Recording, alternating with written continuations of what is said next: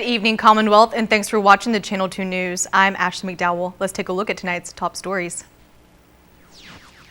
We have a clearer picture of what the FBI was looking for when they raided IPI. Also tonight, Congressman Sablan's bill that will protect sharks is off to the Senate.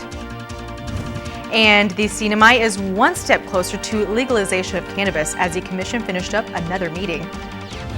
In sports, Saipan may not export much, but it does export this.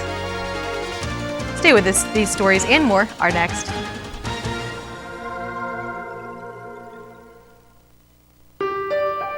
"48 hours. That's all we get in a week. But those 48 hours, we try to make them last forever. How? By filling them fast with all the right stuff. With a lot of laughter, a little drama, some adventure, and a whole lot of love." Dad, Mom's here. It happens pretty quick, Bye, Dad. but it's cool.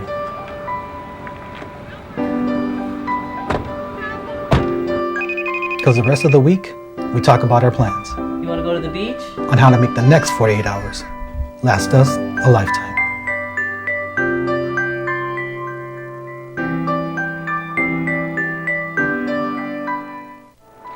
At one of Saipan's beaches, this mother lays about 100 eggs under the cover of darkness. She hides her nest as best she can and then slowly makes her way back to the ocean. The eggs hatch and the babies head for the sea, where they will face a daily dose of danger. Just 1 in 1,000 will make it to adulthood. Those that do will one day lay their own eggs. Sea turtles are protected under CNMI law. If you see one that is stranded or if you see illegal activity, call the hotline at 287-8537.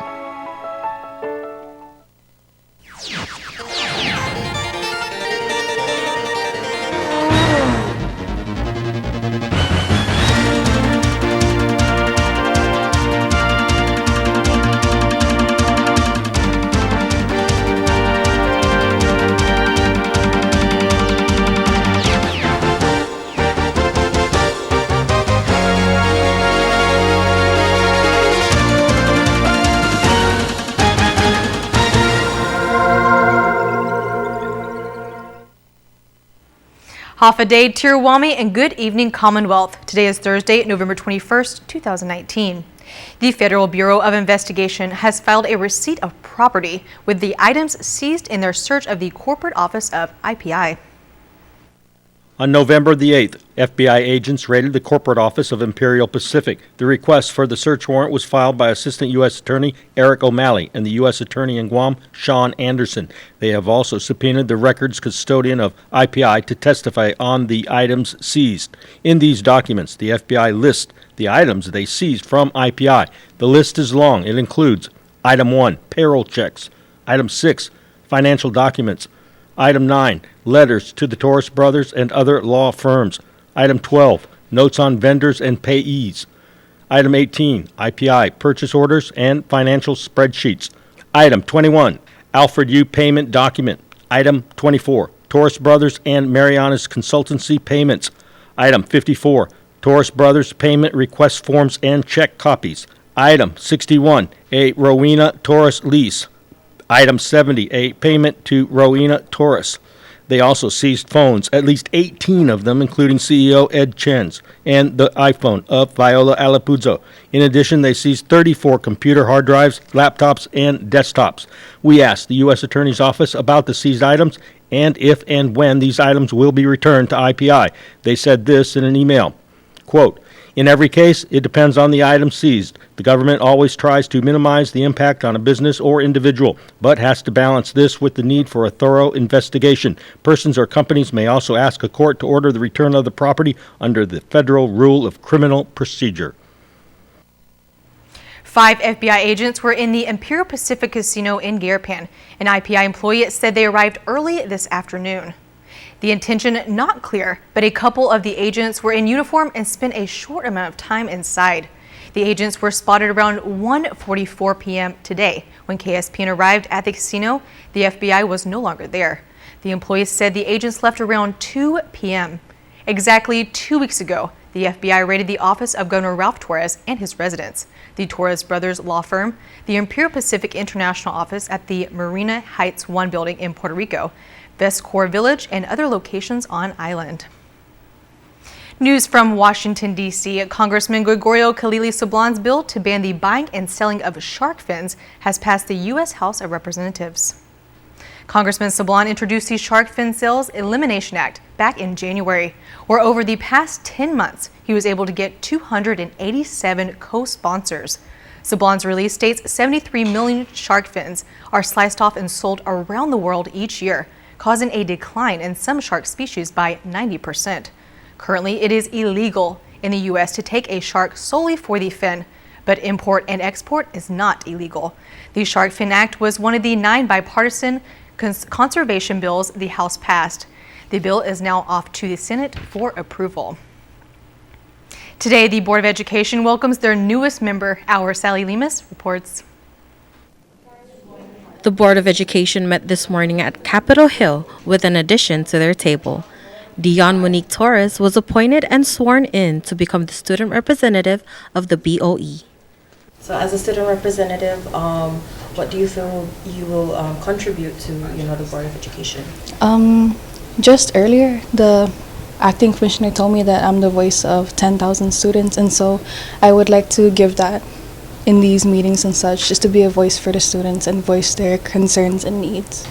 Torres is a graduating senior from Cagman High School and says she is excited to fulfill her duties as the student representative. I've always been in roles of leadership. I was a Stuco treasurer freshman year and also last year, and so I'm not new to being a leader, and I just wanted to, just exercise that more. Being the youngest member of the board, Torres is prepared to work extra hard and positively represent the students of the CNMI. This is Sally Lemus for KSPN News.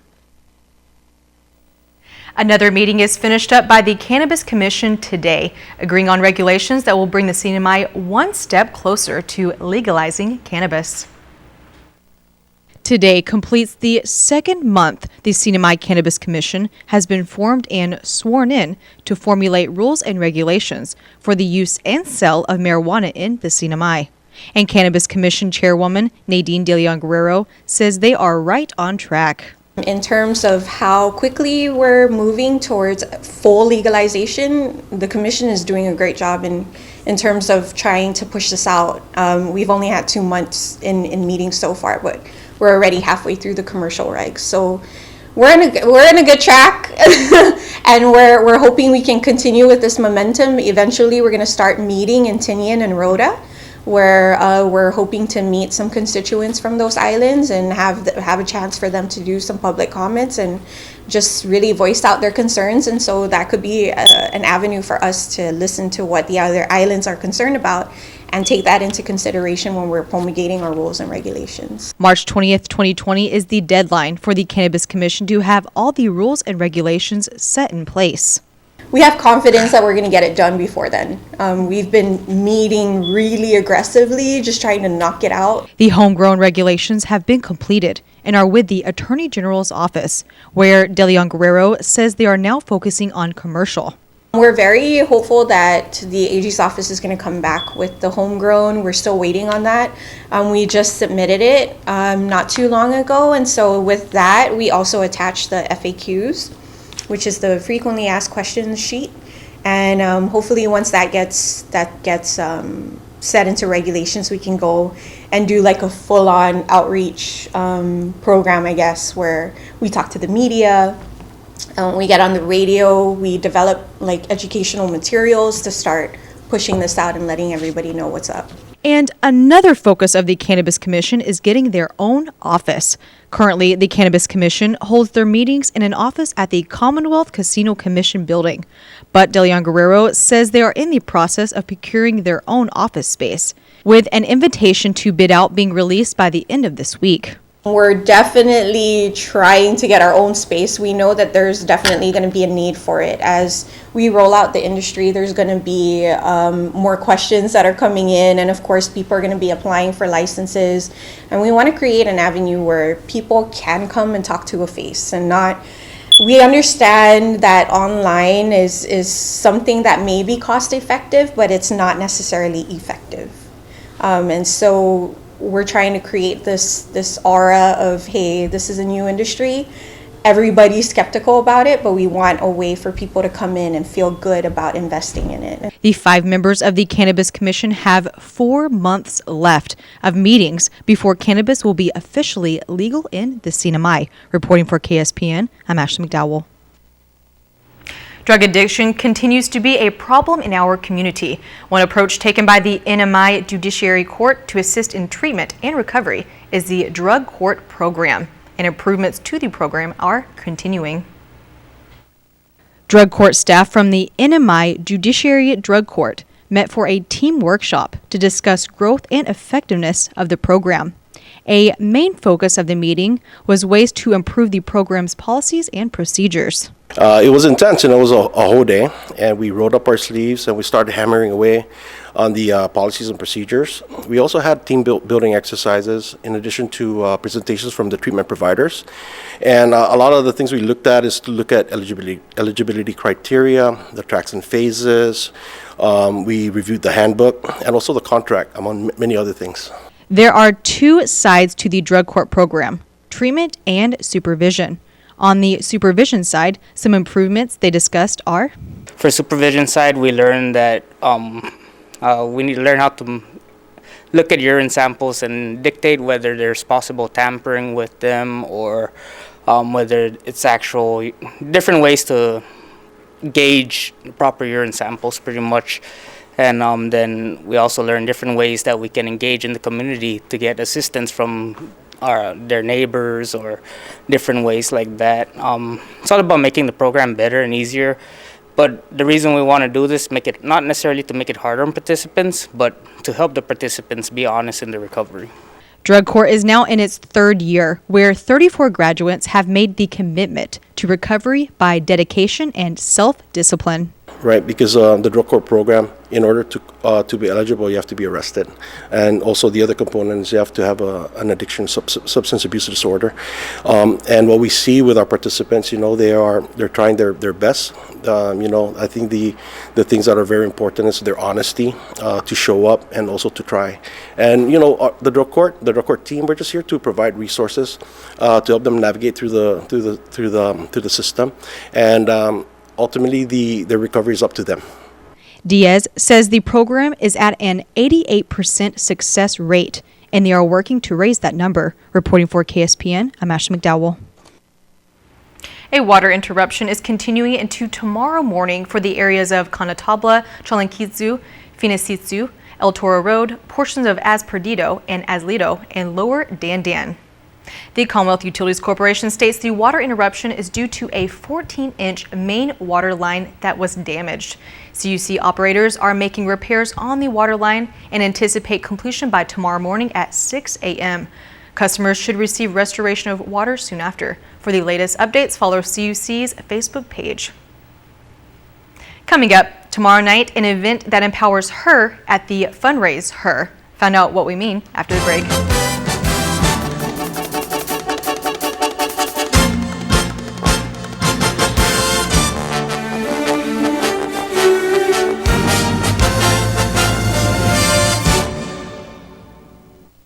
We all face challenges with our roofs flying off, and what we did is we used our connection with our service to connect with the world, to show the challenges that it is real. ITNE was definitely there for me, my family, my friends when we most need it. Half a day, my name is Jerry Diaz. I'm in the network that works.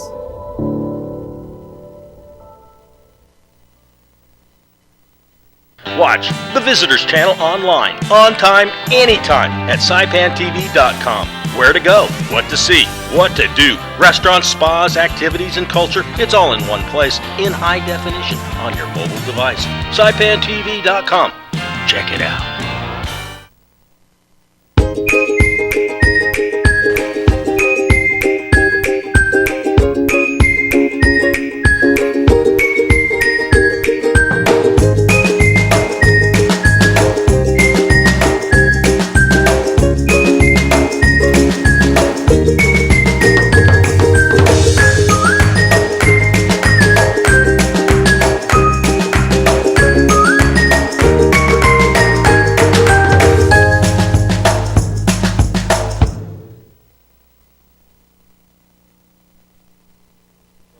Welcome back to the Channel 2 News. The Historic Preservation Office, a division of DCCA, is temporarily relocating their office. The new location will be at the Springs Plaza in Gualarai, Unit 16. DCCA states the reason for the relocation is due to the unsafe occupancy in the current office on the Tun Herman Pan Road in a World War II bunker that was damaged by Super Typhoon U2. Currently, HPO is searching for a contractor to do renovations on plumbing, flooring, electrical damage, and to rebuild the shop. The hours remain the same Monday through Friday from 7:30 a.m. to 4:30 p.m.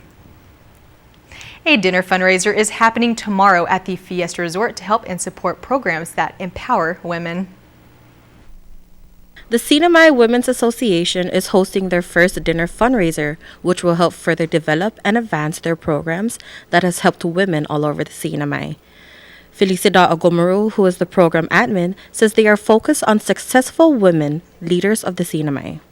Since we opened our doors in 2010, the CNMI Women's Association has established a vision that we are very committed to, and that is to see that all of our women are participating fully in all aspects of our development, the development of this small island nation. And to realize that vision, we have remained committed to the mission of empowering our women to be successful leaders in whatever role they play in the community, be it at home or in the different positions that they are in throughout the CNMI. The Women's Association offers services addressing support and growth for the community.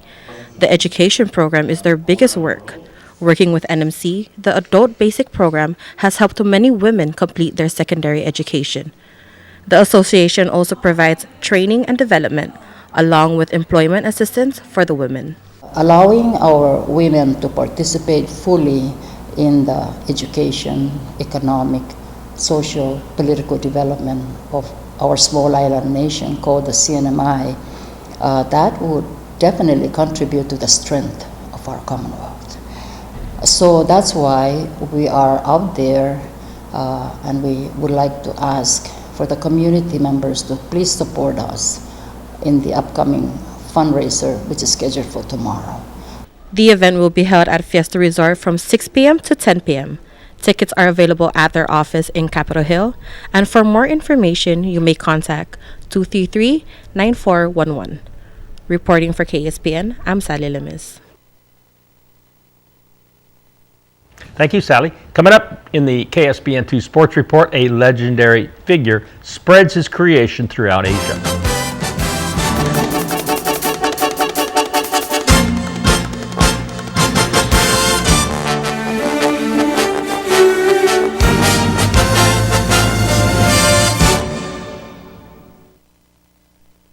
Faster, easier to use. With live TV, recordings, video on demand, and streaming apps, all in a single place. When you're looking for something new, recommendations are tailored to you. Voice-powered, personalized results to find what you want faster. And the unlimited potential of smart home. The new experience from TiVo is here.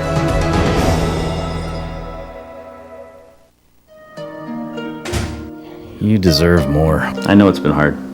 Come on, let's go for a ride. Hi, welcome to Dow Rent to Own.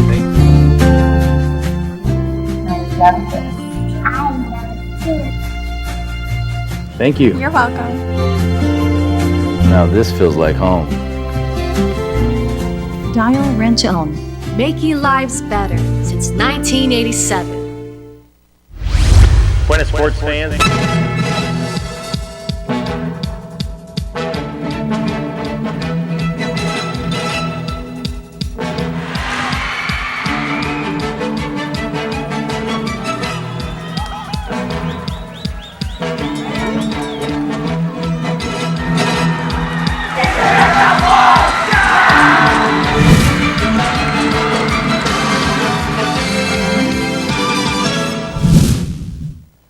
Buenas sports fans, you know, there is a saying, the world is constantly changing. However, to be completely accurate, it needs clarification. The world is constantly changing except Mr. Fager. As Mariana's High School celebrates 50 years of its existence, consider this. Jim Fager's been there for 40 of them. He first came to Micronesia as a teacher in Palau in the 70s before moving to Saipan.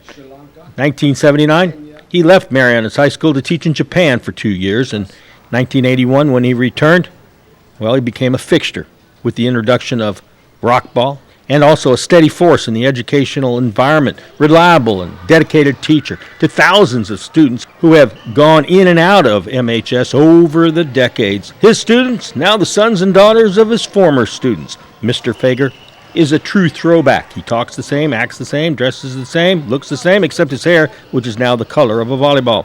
Fittingly enough, Jim's in charge of the gym. His strictness and no-nonsense policies are legendary. He considers the gym his second home. He spends about as much time there as he does at home, in fact. It was in Japan when the idea of rockball floated in his head, something that he said came from the Aztecs in the land of Mu. Okay, this is the rockball shirt. Okay, now there's a thing about the emblem here. This is an old emblem. You've seen it for a long time. Yeah. That is called the rock, and actually it's a bird of mythology. It's the largest bird of prey that ever lived, and that's my own rendition of it. Well, maybe the Aztecs weren't trying to export their sport, but Fager is, and succeeding. In fact, it's spreading in countries that add up to 1/3 of the world's population.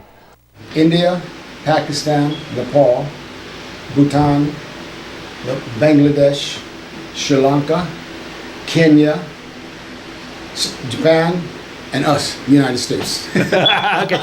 Rockball is a hybrid sport. Basically, it's volleyball plus a soccer net plus exotic scoring rules, complete with its own vocabulary. Fager copyrighted those rules and sent them to FIBA, where some of them were adopted and are now common to how the world plays volleyball. But Fager never got credit for that. Hey, look, some of the rules that are going on here, don't give credit to the FIB. That's what I'm saying. That came from a little high school on an island in the Pacific that nobody hardly ever heard of.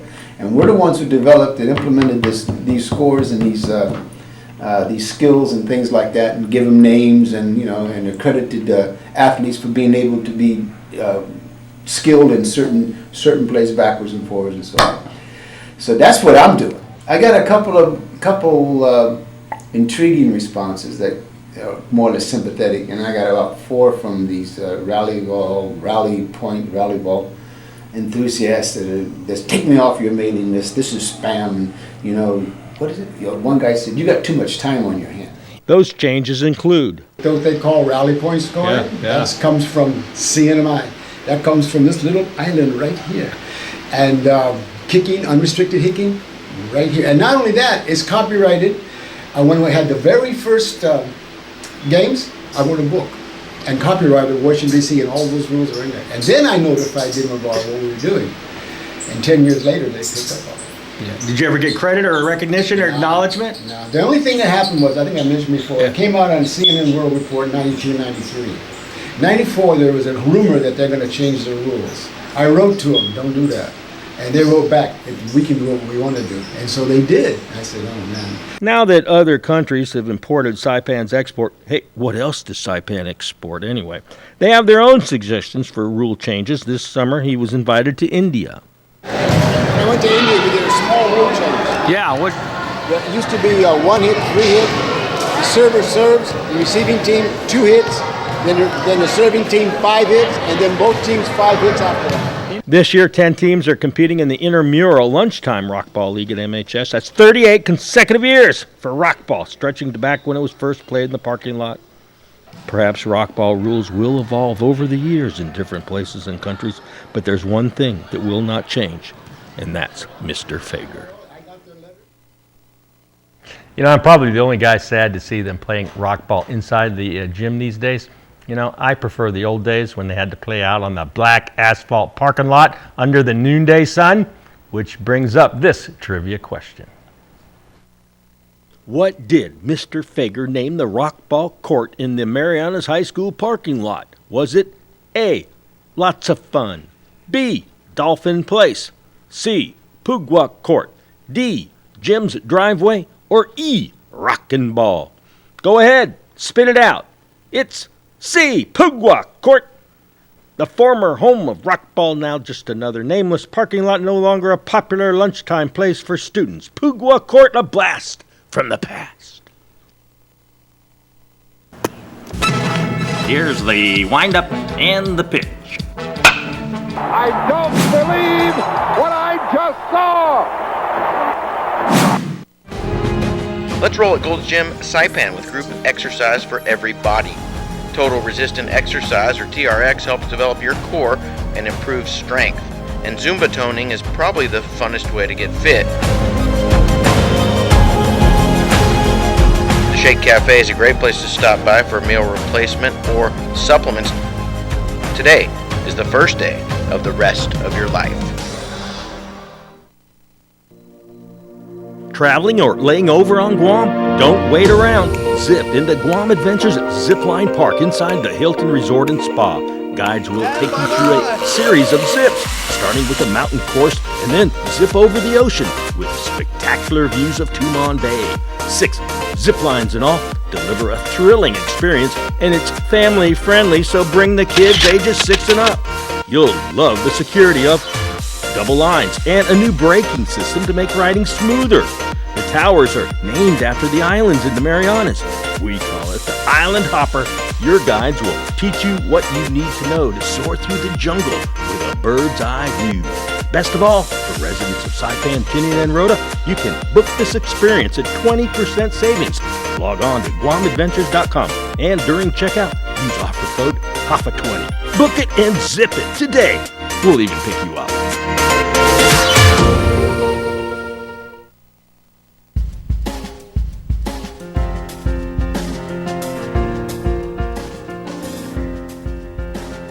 Today's high 83, the low 74, humidity 92%. Tomorrow partly sunny, isolated showers, east wind 15 to 25 miles an hour, breezy.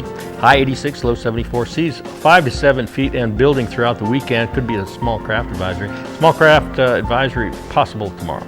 Sunrise at 6:21, low tide 9:29, followed by a high tide at 4:17, and then sunset at 5:43. Right. There it is, the sunset. Sunset, yes. Hey, you missed the, by the way, everybody out there, actually missed the trivia contest. She said did. You picked Rockin' Ball. I did. Why'd you pick that? I thought it was a very basic generic name. I'm a basic generic person, so Okay. I thought, well, I'm going to tell you that's right what I'll now, name it. I don't know how many people watching this show, but all the local people got it right. I think 10,000 people know that, because over the years, you go to Marianas High School, how many people have gone to Marianas High School from Yeah. here? And so, I mean, we're thousands and thousands of people. yeah. So I bet, all the locals got that. I didn't know what the word meant until you told me. Pugwa. Yeah. Beetle nut. Beetle nut. See, I didn't know that. That's because you're not a chewer. Yeah, I guess not. Well, now I know. Okay. All right, well, thanks for watching. Have a great rest of your night. Tune in tomorrow night at 6. All right, good night.